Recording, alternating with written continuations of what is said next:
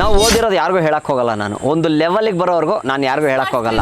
ಮನೇಲಿ ನೋಡಿ ಮದುವೆ ಆಗಿದ್ದಾರೆ, ನಾನು ನೋಡಿ ಇನ್ನೂ ಮದುವೆ ಆಗಿಲ್ಲ. ನಮ್ಮ ತಂದೆಗೆ ಆಪೋಸಿಟ್ ಅಂದರೆ ನಾವೇ ಅನ್ಸುತ್ತೆ. ನಾವು 3 ಜನ ಮಕ್ಕಳು. ಸುನಿಲು ಜಾಸ್ತಿ ಪೇಮೆಂಟ್ ಕೇಳ್ತಾ ಇದ್ದಾನೆ, ಡೇಟ್ ಇಲ್ಲ, ಈ ಥರ ಎಲ್ಲ ಸುಳ್ಳು ಹೇಳಿ ನನ್ನ ಸ್ವಲ್ಪ ಅವಾಯ್ಡ್ ಮಾಡಿರೋದಿದೆ.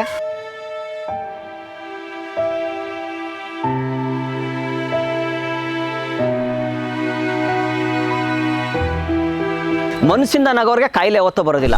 ಈ ಬಕೆಟ್ ಹಿಡಿದು ಮುಂದೆ ಬಂದವರೆಲ್ಲ ಏನು ಮಾಡ್ಬಿಡ್ತಾರೆ ಅಂದ್ರೆ, ಈ ಫಿಲಮಲ್ಲಿ ಕಟ್ಟು ರೀಟೇಕು ಅಂತ ಇರುತ್ತೆ. ಏನು ಆ್ಯಕ್ಟ್ರ್ ಅಂದ್ರೆ ಏನು ರೀ, ಅದು ಕುರಿ ಬಾಂಡ್ ಅಲ್ಲ, ಫಸ್ಟ್ ಬಂದಿದ್ದು ಕುರಿಗಳು ಸರ್, ಕುರಿಗಳು.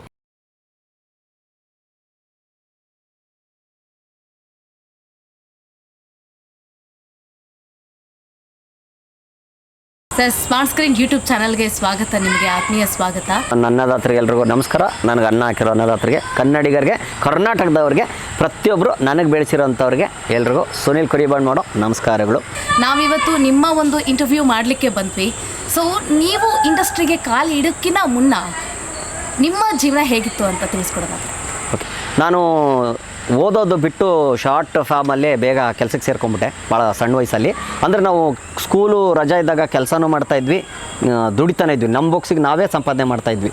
ನಮ್ಗೆ ಅವಾಗಿಂದನೂ ಬುದ್ಧಿ ಜಾಸ್ತಿ. ಅಂದರೆ ನಮಗೆ ಗೊತ್ತು ಕಷ್ಟ ಸುಖ ಅಂದರೆ ಏನು ಅಂತ ನಮ್ಗೆ ಚಿಕ್ಕ ವಯಸ್ಸಲ್ಲಿ ನಮ್ಮ ತಂದೆ ತಾಯಿ ಹೇಳ್ಕೊಟ್ಟಿದ್ದಾರೆ. ಸೊ ಹೀಗಾಗಿ ನಾವು ಒಳ್ಳೆಯ ದಾರಿಯಲ್ಲೇ ಬಂದು ಬೆಳೆದಿದ್ದೀವಿ. ದೇವ್ರು ನಮ್ಗೆ ಇಲ್ಲಿವರೆಗೂ ಬೆಳೆಸಿದ್ದಾನೆ. ಅನ್ನೋದಾತ್ರ ನಮ್ಮ ಕೈ ಹಿಡಿದು ನಮ್ಮನ್ನೇ ಬೆಳೆಸಿದ್ದಾರೆ. ಫಸ್ಟು ನಮಗೆ ನಮ್ಮ ತಂದೆ ತಾಯಿ ನಮಗೆ ಊಟ ಹಾಕಿ ಸಾಕಿದ್ರು ಇಷ್ಟು ವರ್ಷದವರೆಗೂ ಅಂತ. ಆಮೇಲೆ ಮಿಕ್ಕಿದ್ದು ಸಾಕಿದ್ದೆಲ್ಲ ನಮಗೆ ನಮ್ಮ ಕನ್ನಡದವರು, ನಮ್ಮ ಕರ್ನಾಟಕದವರು, ನನ್ನ ತಂದೆ ತಾಯಿಗಳು. ಅದರಲ್ಲಿ ಭಾಷೆ, ಜಾತಿ, ಗೀತಿ ಏನೂ ನಾನು ನೋಡೋದಿಲ್ಲ. ನನಗೆ ಪ್ರತಿಯೊಬ್ಬರು ಅನ್ನ ಹಾಕಿರೋರು ನನಗೆ ತಂದೆ ತಾಯಿಗಳೇ. ಓಕೆ, ಕುರಿ ಸುನಿಲ್ ಅವ್ರ ಹುಟ್ಟೂರು ಯಾವುದು? ಹುಟ್ಟೂರು ಬಂದು ನಂದು ಹುಬ್ಳಿ, ಉತ್ತರ ಕರ್ನಾಟಕ. ನಮ್ಮ ತಂದೆ ಊರು ಬಂದು ಇದೆ ಬ್ಯಾಂಗ್ಳೂರೇ. ನಮ್ಮ ತಂದೆ ಇದೇ ಏರಿಯಾ, ನಮ್ಮ ತಂದೆಯವರು ವಿದ್ಯಾಣಪುರದವರೇ. ನಮ್ಮ ತಾಯಿ ಬಂದು ಹುಬ್ಳಿಯವರು, ಆಯಿತಾ. ಸೊ ಅವರು, ನಾನು ಹುಟ್ಟಿದ್ದು ಅಲ್ಲೇ, ಬಟ್ ಬೆಳೆದಿದ್ದೆಲ್ಲ ನಾನು ಇಲ್ಲೇ, ಬ್ಯಾಂಗ್ಳೂರು, ವಿದ್ಯಾಣಪುರ. ನಾನು ಫಸ್ಟು ಬೆಂಗಳೂರಿಗೆ ನಾವು ಬಂದ ಮೇಲೆ ಬಂದಿದ್ದು ದೊಡ್ಡಬೊಮ್ಮಸಂದ್ರ ಅಂತ. ದೊಡ್ಡಬೊಮ್ಮಸಂದ್ರ ಅಂತ ಇದೆ. ದೊಡ್ಡಬೊಮ್ಮಸಂದ್ರ ಅಂದರೆ ಕೆಲವ್ರಿಗೆ ಗೊತ್ತಾಗಲ್ಲ. ಚಿಕ್ಕಬೊಮ್ಮಸಂದ್ರ, ಆನೇಕಲ್ ಬೊಮ್ಮಸಂದ್ರ ಏನೇನೋ ಇದೆ ಅದು. ಸೊ ಗೊತ್ತಾಗಲ್ಲ. ಅದಕ್ಕೆ ನಾನು ವಿದ್ಯಾಣಪುರ ಅಂತೀನಿ. ಯಾಕಂದರೆ ದುರ್ಗಾ ಪರಮೇಶ್ವರಿ ಕೃಪೆ ನನ್ನ ಮೇಲಿದೆ, ಪ್ರತಿಯೊಬ್ಬರ ಮೇಲಿದೆ. ಇಲ್ಲಿ ಪವರ್ಫುಲ್ಲು ದೇವರು ದುರ್ಗಾ ಪರಮೇಶ್ವರಿ ಅವರು. ನಾನಿರೋದು ಬೊಮ್ಮಸಂದ್ರದಲ್ಲಿ, ದೊಡ್ಡ ಬೊಮ್ಮಸಂದ್ರ ಅಂತ ಹೇಳ್ತೀವಿ, ಅಲ್ಲಿದ್ದಿದ್ದು.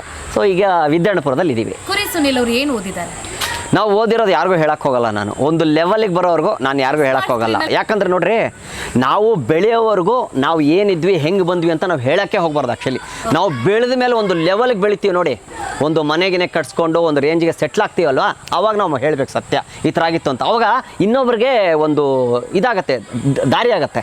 ಹೆಂಗೆ ಅಂದರೆ, ಇವ್ನು ಇಷ್ಟು ಕಷ್ಟಪಟ್ಟು ಬಂದ, ಇವ್ರು ಈ ಥರ ಬೆಳೆದ್ರು, ನಾವು ಹಿಂಗಿದ್ದೀವಲ್ಲ, ನಾವು ಬೆಳಿತೀವಿ ಒಂದು ದಿವಸ ಅಂತ ಅವ್ರಿಗೊಂದು ಧೈರ್ಯ ಬರುತ್ತೆ. ಅವಾಗ ಅವರು ಅದೇ ದಾರಿಯಲ್ಲಿ, ಒಳ್ಳೆ ದಾರಿಯಲ್ಲೇ ಹೋಗಿ ಮುಂದೆ ಬಂದು ಸಾಧನೆ ಮಾಡ್ತಾರೆ. ಇಲ್ಲಿವರೆಗೂ ಕುರಿ ಸುನಿಲ್ ಅವರು ತಮ್ಮ ಫ್ಯಾಮಿಲಿ ಬಗ್ಗೆ ಹೇಳ್ಕೊಂಡೇ ಇಲ್ಲ. ಇಲ್ಲಿ ಹೇಳ್ಕೊಳ್ಳೋದಾದ್ರೆ, ಮದುವೆ ಆಗಿದೆಯಾ ಕುರಿ ಸುನಿಲ್ ಅವರು? ಮನೇಲಿ ನೋಡಿ ಮದುವೆ ಆಗಿದ್ದಾರೆ, ನಾನು ನೋಡಿ ಇನ್ನೂ ಮದುವೆ ಆಗಿಲ್ಲ. ಸರಿ, ಮಕ್ಕಳಿದ್ದಾರೆ, ಇಬ್ಬರಿದ್ದಾರೆ. ನನ್ನ ಮಗಳು ಸಾನ್ವಿ ಅಂತ, ತುಂಬ ಮುದ್ದಾಗಿದ್ದಾಳೆ, 6th ಸ್ಟ್ಯಾಂಡರ್ಡು. ನನ್ನ ಮಗ ಶೌರ್ಯ ಅಂತ, ಅವನು ಕಲರ್ಫುಲ್ ಬಿಡಿ, ಇಂಗ್ಲೀಷ್ನವ್ರು ಇದ್ದಂಗೆ ಇದ್ದಾನೆ. ನನ್ನ ಹೆಂಡತಿ ಕಲರ್ ಅವನು, ನನ್ನ ಮಗಳು ನನ್ನ ಕಲರು. ಅವನು 2nd ಸ್ಟ್ಯಾಂಡರ್ಡ್ ಇವಾಗ. ಸೊ ನಮ್ಮ ತಾಯಿ ಇದ್ದಾರೆ, ನನ್ನ ಹೆಂಡತಿ ವರ್ಕ್ ಮಾಡ್ತಾಳೆ. ಹೆಂಗಿದೆ ಹೇಳಿ? ಬೈ ಬರ್ತ್ ಕುರಿ ಸುನಿಲ್ ರಿಚ್ ಫ್ಯಾಮಿಲಿನ? ನಮ್ಮದು ಮೀಡಿಯಂ ಫ್ಯಾಮಿಲಿ. ಅಂದರೆ ಊಟಕ್ಕೆ ಆಮೇಲೆ ಬಟ್ಟೆಗೆ ಏನು ಕಡಿಮೆ ಮಾಡಿರಲಿಲ್ಲ ನಮ್ಮ ತಂದೆ ತಾಯಿ. ನಮ್ಮ ತಂದೆ ತುಂಬ ಎಜುಕೇಟೆಡು, ಡಿಫಾರ್ಮ್ ಆಗಿತ್ತು ಅವ್ರದ್ದು, ಮೆಡಿಕಲ್ ಶಾಪ್ ಇತ್ತು. ಸೊ ಚೆನ್ನಾಗಿ ಓದ್ದವರು ನಮ್ಮ ತಂದೆ. ನಮ್ಮ ತಂದೆಗೆ ಆಪೋಸಿಟ್ ಅಂದರೆ ನಾವೇ ಅನ್ಸುತ್ತೆ. ನಾವು 3 ಜನ ಮಕ್ಕಳು. ಓಕೆ, ಈ ಸಿನಿಮಾ ರಂಗದಲ್ಲಿ ಯಾಕೆ ದೂರ ಆಗ್ಬಿಟ್ರು ಕುರಿ ಸುನಿಲ್? ದೂರನಾ? ಇಲ್ಲಪ್ಪ, ಯಾರು ಹೇಳಿದ್ರೆ ನಿಮ್ಗೆ ಏನಿಲ್ಲ. ನನ್ನ ಹತ್ರ ಸಿನಿಮಾಗಳೆಲ್ಲ ಅಬ್ಬರಿಸ್ತಾ ಇವೆ, ಆದರೆ ಸುನಿಲ್ ಮಾತ್ರ ಹಿಂದೆ ಉಳಿತಾ ಇದ್ದಾರೆ. ಓಕೆ, ದೊಡ್ಡ ದೊಡ್ಡ ಸ್ಕ್ರೀನ್ ಒಳಗಡೆ ಯಾಕೆ ಕಾಣಿಸ್ತಾ ಇಲ್ಲ ಅಂದರೆ, ಕರೆದು ಅವಕಾಶ ಕೊಟ್ಟರೆ ಆಗುತ್ತೆ. ಅದೇನಾಗುತ್ತೆ ಅಂದರೆ, ಕೆಲವರು ಅಲ್ಲಿ ಒಳಗಿರೋರು ಏನು ಮಾಡ್ಬಿಡ್ತಾರೆ, ಸುನಿಲು ಜಾಸ್ತಿ ಪೇಮೆಂಟ್ ಕೇಳ್ತಾ ಇದ್ದಾನೆ, ಡೇಟ್ ಇಲ್ಲ, ಈ ಥರ ಎಲ್ಲ ಸುಳ್ಳು ಹೇಳಿ ನನ್ನ ಸ್ವಲ್ಪ ಅವಾಯ್ಡ್ ಮಾಡಿರೋದಿದೆ, ಆಯಿತಾ. ಆಮೇಲೆ ಆ ಥರದ್ದು ಏನಿಲ್ಲ. ನಾನು ಎಲ್ಲರ ಜೊತೆ, ನಾನು ಮಾಡಿದ್ಮೇಲೆ ನನ್ನ ಜೊತೆ ಇದ್ದವ್ರು ದೊಡ್ಡ ದೊಡ್ಡ ಸ್ಟಾರ್ಗಳ ಜೊತೆ ಆ್ಯಕ್ಟರ್ ಮಾಡಿರೋದು, ಆಯಿತಾ.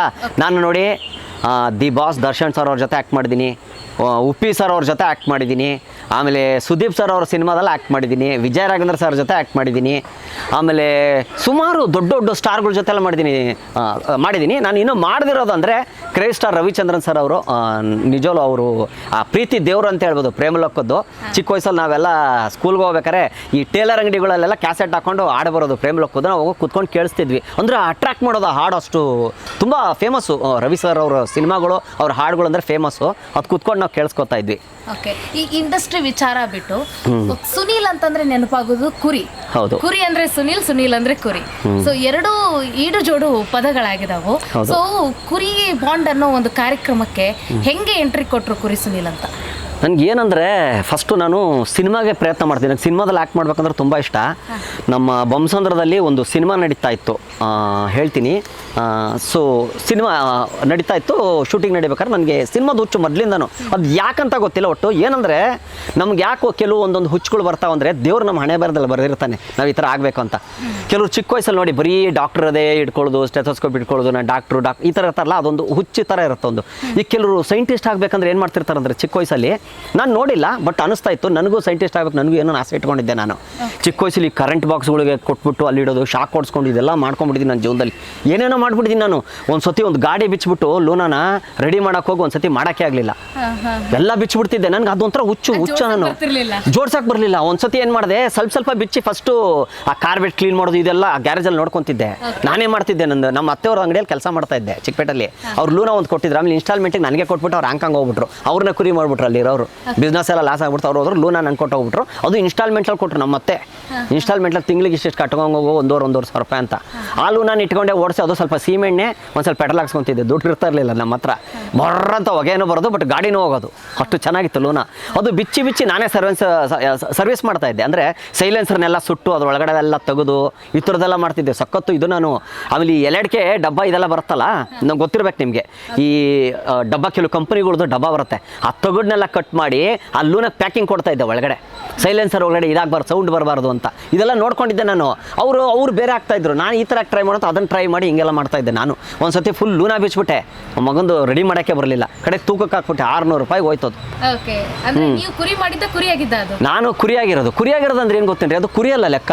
ಅಂದರೆ ನಮ್ಮ ಬುದ್ಧಿನ ನಾವು ಓಡಿಸ್ತೀವಿ ಮುಂದೆ. ಅದು ಸಾಧನೆಗೊಂದು ಹೆಜ್ಜೆ ಅಂತ ತಿಳ್ಕೊಬೇಕು ನಾವು ಯಾವಾಗಲೂ. ಕರೆಕ್ಟ್ ಅಲ್ವಾ?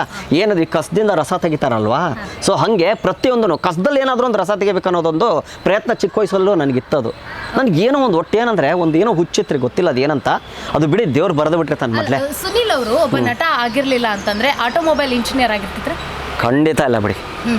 ಇಲ್ಲ ಓದಿದ್ರೆ ಆಗ್ತಾರಪ್ಪ, ಓದಿಲ್ಲ ಅಂದ್ರೆ ಹೆಂಗಾಗ್ಬಿಡ್ತಾರೆ ಆಟೋಮೊಬೈಲ್ ಇಂಜಿನಿಯರ್. ಅದು ಬಾಲ್ಯದಲ್ಲಿ ಕುರಿ ಸುನೀಲ್ ಅವರು ಯಾವ ರೀತಿಯಾಗಿ ಅಂದ್ರೆ ತಮಗೆ ಗೊತ್ತಿಲ್ದಂಗೆ ಏನಾದರೂ ನಟನೆ ಮಾಡ್ತಾ ಇದ್ರ? ತಮ್ಮಲ್ಲಿರೋ ಆ ನಟನಾ ಶಕ್ತಿ ಗೊತ್ತಾಗ್ತಾ ಇತ್ತಾ ಕುರಿ ಸುನೀಲ್ಗೆ ಅಂತ? ಇಲ್ಲ ಆ ಥರ ಶಕ್ತಿ ಅನ್ನೋದು ನನಗೆ ಆ ಥರ ಏನಿಲ್ಲ. ಅದ್ರಲ್ಲಿ ಸುಳ್ಳು ಹೇಳ್ಬಾರ್ದು ಬಿಲ್ಡಪ್ ಕೊಡೋ ಸಲುವಾಗಿ. ಇಲ್ಲ, ಆ ಥರ ಏನಿರಲಿಲ್ಲ ನನ್ನಲ್ಲಿ. ಗೊತ್ತಿತ್ತು. ಏನಿತ್ತು ಅಂದರೆ ಡ್ಯಾನ್ಸ್ ಮಾಡೋದು ಹುಚ್ಚು ಜಾಸ್ತಿ ಇತ್ತು. ಡ್ಯಾನ್ಸು ಈ ರೇಡಿಯೋ, ಅವಾಗಿನ ಟೈಮಲ್ಲೆಲ್ಲ ರೇಡಿಯೋ, ನಮ್ಮನೆಲ್ಲ ಕ್ಯಾಸೆಟ್ ಪ್ಲೇಯರ್ ಇರಲಿಲ್ಲ. ಕ್ಯಾಸೆಟ್ ರೇಡಿಯೋ ಇದೆ ಅಂದರೆ ಅವ್ರು ಶ್ರೀಮಂತ ಅಂತಲೇ ಲೆಕ್ಕ ಅವಾಗ, ಮೀಡಿಯಂ ಫ್ಯಾಮಿಲಿಯಲ್ಲಿ. ಕರೆಕ್ಟ್ ಅಲ್ವಾ? ಟಿವಿ ಟೇಪ್ ರೆಕಾರ್ಡ್ ಇದೆ ಅಂದರೆ ಅವ್ನು ಶ್ರೀಮಂತ. ಒಂದು ಫ್ಯಾನ್ ಇದೆ ಅಂದ್ರೂ ಶ್ರೀಮಂತ. ಒಂದು ಟೈಮಲ್ಲಿ ಮನೇಲಿ ಒಬ್ಬರು ಯಾರ ಮನೆಯಲ್ಲೂ ಫ್ಯಾನ್ಗಳು ಇರ್ತಾ ಇರಲಿಲ್ಲ. ಕೆಲವು ಮನೆಯಲ್ಲಿ ನಾವೇ ಬೆಳೆದಿದ್ದೀವಿ ಆ ಥರ ರೀತಿಯಲ್ಲಿ. ಫ್ಯಾನು ಇರ್ತಾ ಇರಲಿಲ್ಲ ನಮ್ಮ ಮನೆಯಲ್ಲಿ. ಸೊ ಆಮೇಲೆ ಒಂದು ಟೇಬಲ್ ಫ್ಯಾನ್ ಅಂತ ತೊಗೊಂಡ್ರು. ಆಗಿನ ಟೈಮಲ್ಲಿ 350 ರೂಪಾಯಿ ಮೋಸ್ಟ್ಲಿ ಫ್ಯಾನ್. ಅದು ನಂಗೆ ತಿಳಿದಂಗೆ ನಮ್ಮ ತಾಯಿಯವ್ರು ತೊಗೊಂಡಿದ್ರು, ದುಡ್ಡು ಜಮ್ಮ ಮಾಡ್ಬಿಟ್ಟು. ಸೊ ಆ ಫ್ಯಾನ್ ಹಾಕೊಂಡು ಕುತ್ಕೊಂತಿದ್ದು. ಅದು ಕಡ ಕಡ ಕಡ ಕಡ ಕಡ ಕಡ ಅನ್ನೋದು ನೆಲದಲ್ಲಿ. ಅದು 2 ಜನ ಅಲ್ಲೇ ಮಲ್ಕೋಬೇಕಲ್ಲ ಲೈನಾಗೆ, ಹಂಗಿತ್ತು. ಸೊ ಹಾಗೆ ಇತ್ತು, ಒಂದು ರೇಂಜ್ಗೆ ಇದ್ವಿ. ಹಾಸ್ಯ ಲೋಕ ಇಷ್ಟು ಸರಳ ಆಗಬೇಕು ಅಂತಂದ್ರೆ ಮನೇಲಿ ಯಾರಾದರೂ ನಿಮ್ಮಂಗೆ ಕಾಮಿಡಿ ಮಾಡೋರು ಇದ್ರ ಅಂತ? ಅಪ್ಪ ಆಗಿರ್ಬೋದು, ಅಮ್ಮ ಆಗಿರ್ಬೋದು, ಚಿಕ್ಕಪ್ಪ, ಯಾರೋ ಒಬ್ರು? ಇಲ್ಲ ಯಾರು ಇಲ್ಲ ಬಿಡಿ, ಆ ಥರ ಏನಿಲ್ಲ. ಇಲ್ಲ, ಸುಳ್ಳದು, ಯಾರು ಇರಲಿಲ್ಲ. ಹೌದು, ನಾನು ಮಾಸ್ಟರ್ ಪೀಸು. ಯಾಕೆ ಅಂದರೆ ಅದಕ್ಕೂ ಒಂದಿದೆ. ಹಾಗಾದ್ರೆ ಹೆಂಗ್ ಕಲ್ತ್ರು ಹಾಸ್ಯ ಮಾಡೋದನ್ನ, ಮಾಡೋದನ್ನ ಹೆಂಗ್ ಕಲ್ತ್ರು ಕುರಿ ಸುನೀಲ್? ನೋಡಿ ಹೇಳ್ತೀನಿ ಹೆಂಗೆ ಅಂತ. ನಾನು ಕೆಲಸ ಮಾಡ್ಬೇಕಾದ್ರೂ ಅಷ್ಟೇ ನನಗೆ ಈ ಕಾಮಿಡಿ ಅಂದರೆ ತುಂಬ ಇಷ್ಟ. ನನಗೆ ಕೆಲವ್ರಿಗೆ ಕಾಮಿಡಿ ಇಷ್ಟ ಆಗಲ್ಲ, ಕೆಲವ್ರು ತುಂಬ ಸೀರಿಯಸ್ಸು. ನೀವು ಎಷ್ಟಾರ ಮಾತಾಡಿ, ಏನಾರು ಮಾಡಿ ಅವ್ರು ನಗೋದಿಲ್ಲ, ಹಿಂಗೆ ಅಂತಾರೆ ಅಷ್ಟೇ.